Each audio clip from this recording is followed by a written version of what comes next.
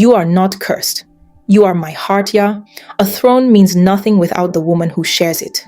Let them whisper. As long as you are by my side, I am content. The divine beings will bless us in their time.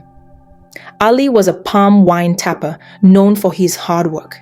He diligently woke up every day and went to work. He was said to be the best palm wine tapper in the entire 10 villages. The palm wine he tapped was compared to the drink of the gods. His touch was special, coaxing even the most stubborn trees to yield their best. The rich flavor of his wine won him many clients, as it tasted like an elixir. Before beginning his work each day, Ali performed a rite. He would gently thank the divine beings and his ancestors. Then he would whisper words of gratitude to each tree, rubbing their trunks before starting. If anyone asked, he would say, "If gratitude can melt even the strongest human heart, how much more the non-living?"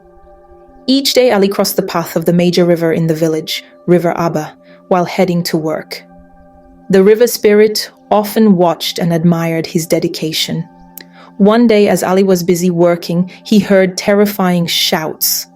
Alarmed, he ran to the source and saw that a child had fallen into the river and was struggling to swim. The little girl had been playing near the riverbank and accidentally slipped in.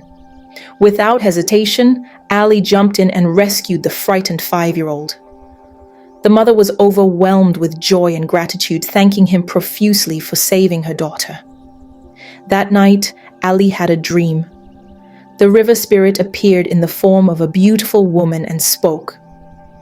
"For your kindness in saving the girl, I will ensure that you become royalty." One fateful day while working, Ali was bitten by a venomous snake. The poison was so strong that he passed away within minutes. The entire village mourned his loss deeply. The river spirit was saddened when she heard the news, as she had admired Ali greatly.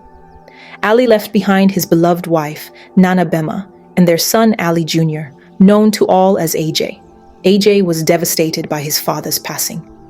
His mother, Nana Bema, was a close childhood friend of the queen and often visited her at the palace. Their bond grew even stronger after Ali's death. The people of Nsia adored their king and queen. The rulers were kind, generous, and loved by their people. Through their wisdom, they had brought prosperity to the land. The king was tall and strong, with broad shoulders that exuded authority and stability. His wisdom was celebrated throughout the empire. Queen Yaa was beautiful, with an oval face, curly hair that shone in the traditional styles of the village, and kind eyes. Over the years, they had aged gracefully. King Kofi now had streaks of silver in his hair, lending him a distinguished and noble air. Though his posture was slightly bent with age, his presence remained imposing. Their reign had been blessed in every way except for one: they had no children. Their deepest desire was to hear the cry of a child in their home. The queen had faced many miscarriages, always having dreams of someone covering her stomach with a cloth before losing the child. One evening, King Kofi entered his wife's bedchamber and found her sobbing. He sat beside her and gently held her hand. "I have failed you once again, my king," she wept. "My love." The king embraced her. "No, Yaa, you have never failed me. It is I who have failed you, for allowing this burden to weigh so heavily on your soul." The queen shook her head sadly, a single tear slipping down her cheek. "The people whisper, Kofi. They say a king must have an heir, that a barren queen is cursed. What if they are right? You are not cursed. You are my heart, Yaa. A throne means nothing without the woman who shares it. Let them whisper. As long as you are by my side, I am content. The divine beings will bless us in their time." Nana Bema overheard this conversation but remained discreet. She waited patiently for her friend to come out from the bedchamber before speaking. "You know, Ali and I were married for years, yet I struggled to conceive. You were so happy for me when I finally had AJ, but do you know I had help?" Nana Bema said. Queen Yaa looked at her, intrigued. Help? Yes, her name is Mame Aibia. She is no ordinary woman. She has helped many barren women conceive, not with potions or magic, but through the power of her hands and herbs. They say her messages awaken the sleeping womb, just as they did for me. I have told you before, and I will tell you again. The power of her hands will help me conceive and carry to full term. The queen sounded uncertain. She understands the secret paths of the body, the places where blockages prevent conception. With her hands, she restores balance. And, yeah, she has done this for many women, even those who had given up hope. But she lives in the next village. You know how skeptical Kofi is of such things. We have faced disappointment many times. He will not willingly let me go. I have a plan, Nana Bema whispered, leaning closer.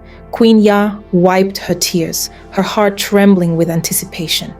Tell me. We will tell King Kofi that we are visiting my relatives in the next village. He trusts me and understands my widowhood, so he will not suspect anything. While there, we will seek out Mami Ayebia in secret. The queen hesitated. What if we are discovered?